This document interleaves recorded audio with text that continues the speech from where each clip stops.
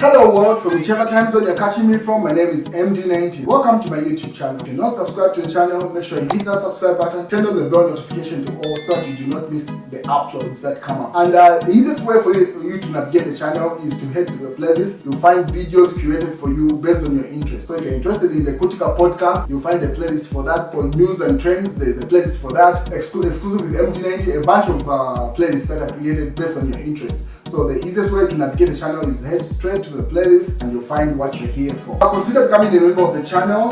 Right next to the subscribe button is a join button. You click on the join button so that you can become a member of the channel. You support the team on the production and a number of things that we're doing here, and we appreciate that. Well, Chief Government Spokesperson has been very active the past couple of days. Yesterday at the press briefing and an appearance on the hot seat, where pretty much clarifying a number of things, because as you may be aware, the kwacha was appreciated as this broadcast. It should be at 19, and then it dropped earlier on in 2025. It was around 29 kwacha to $1. So that drop, people are attributing it to say it's because now we are in the campaign year, they're doing everything to rectify the situation so that the electorate can be woodwinked into voting for the UPND in August. And another thing that has also changed, the load shedding that the country experienced for the last 3 years or so, if not more. People also are attributing that to say the stabilization of the electricity situation is also a campaign ploy to wink voters. So that's what Cornelius was addressing, to say that matters less. The reality is the UPND would win the elections even if they didn't do those things. He seeks right to say. So according to one of the items that were highlighted by news diggers, they say we can still win elections even with load shedding. So Cornelius simply says, even if the country was still experiencing the bad load shedding that we had experienced, sometimes it used to even go up as far as 23 hours of load shedding and 1 hour of electricity, to reduce to 21 hours of load shedding, and then it kept on reducing, and then as of December, mostly last year, throughout the festive season, power has been stabilized in most parts. In where it still goes, it's pretty much just a couple of minutes, and it's back. So Cornelius was simply saying, even without that situation, the UPND is winning August elections, especially at presidential level. So Chief Government Spokesperson, according to that article, Chief Government Spokesperson, that's Cornelius Mwetwa, says the United Party for National Development, UPND government, would still have secured victory in 2026 general elections, even if the energy crisis had continued. Speaking on Hot FM's Hot Seat program on Tuesday, Mwetwa said the UPND would have won the election based on its other electoral commitments, which they had fulfilled pretty much. And as I'm speaking right now, he's also having a live broadcast on the official Ministry of Information Facebook page. He's very active. He's doing his job. I mean, it's in campaign season. He has to be very active. Otherwise, he might be sidelined. So according to that article posted by Kalemba saying, with or without electricity, UPND will win. Government dispels using power availability as campaign. So simply refuting that news to say, hey, it's not a campaign ploy. Even if the situation was still the same, there is now a generation in terms of net metering, pretty much referring to the situation, because there is another issue that has come up since power was restored to pretty much more stable situation. The expense that people are incurring from buying units, there's been allegations to say that people are paying more money than they used to in the past. So that's what he was addressing there, simply saying clarity is going to be given in Parliament. And then according to the Minister of Housing, according to the Minister, households and private companies are collectively generating about 30 megawatts of electricity for domestic and commercial use, with surplus energy being fed into the national grid to support the wider economy. So simply saying there's that arrangement that ZESCO has come up with that people can actually supply. If you're at your house, you've got some sort of solar energy and you are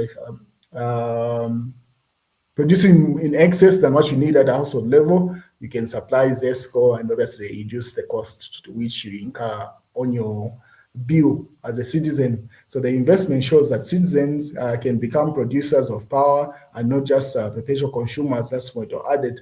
He emphasized that these reforms are part of the broader government plan to ensure a consistent energy supply, support industrial growth, and protect citizens from unpredictable weather that affect hydroelectrical generation. So that's Cornelius Monitor there, very active the past couple of days. What is one thing that is becoming very apparent and clear is that Edgar Chagalungu, in as much as he's dead, should be 8 months now, and he has not been buried, is going to dominate the political landscape of Zambia these elections in August.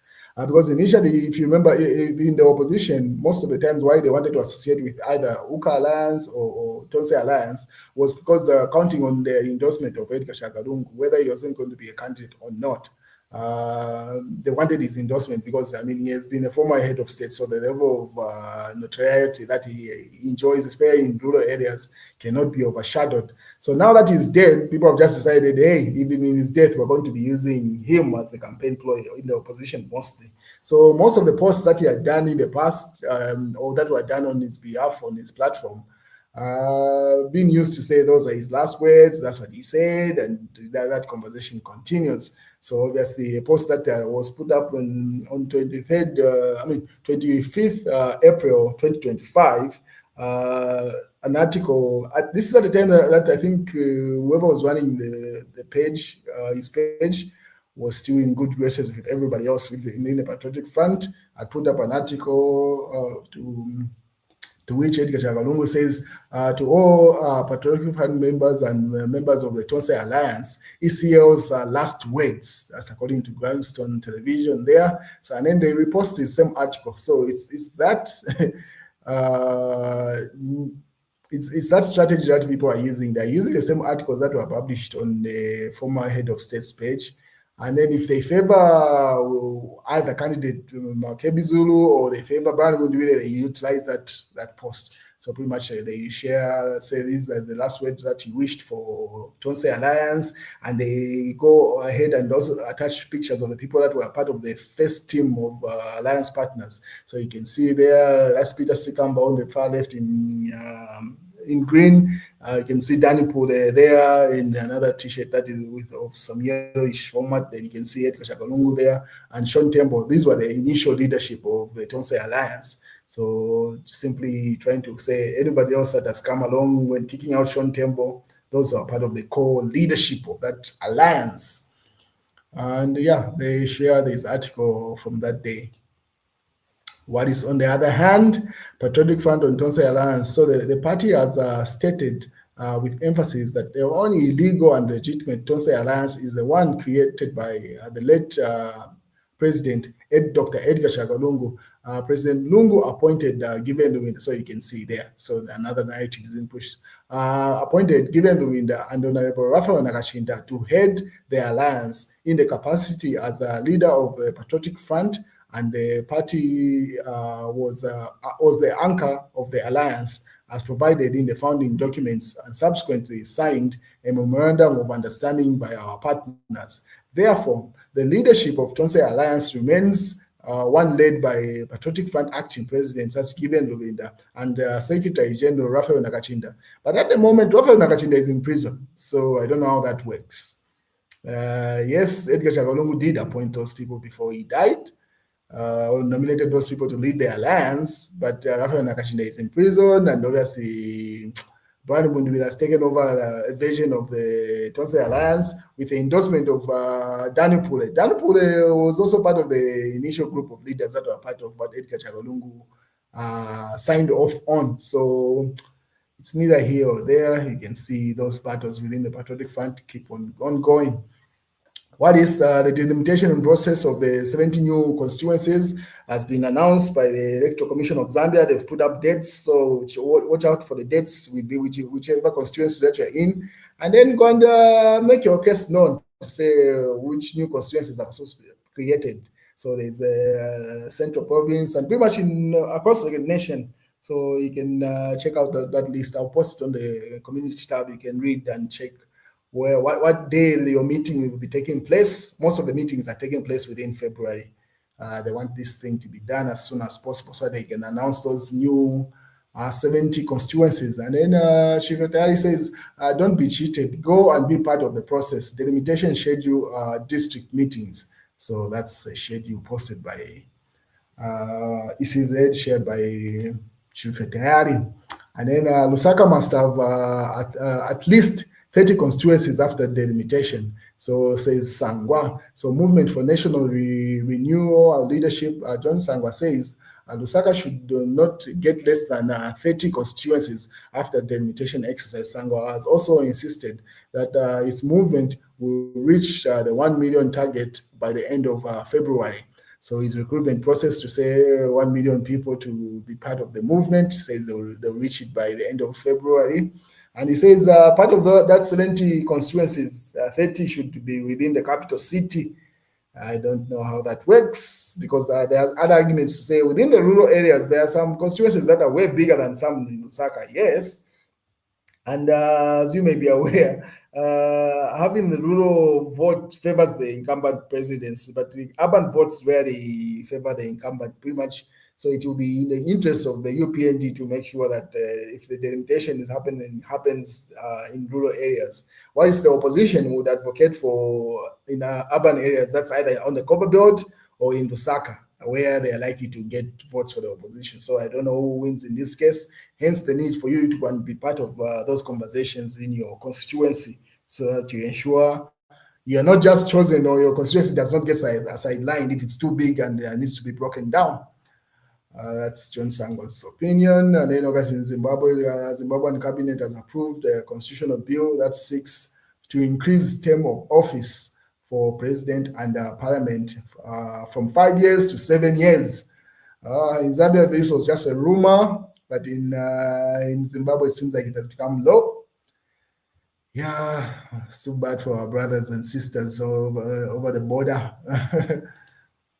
And then in the news diggers, they say Onichabinga and Mungando, whatever his name is there, can privately appreciate Hakainde Hichilema's reforms. That's Kafwaya. So Lunte, Patriotic Front Member of Parliament, Mutotwe Kafwaya, says opposition members who are always at Community House are the ones that can that praise Hakainde Hichilema's reforms.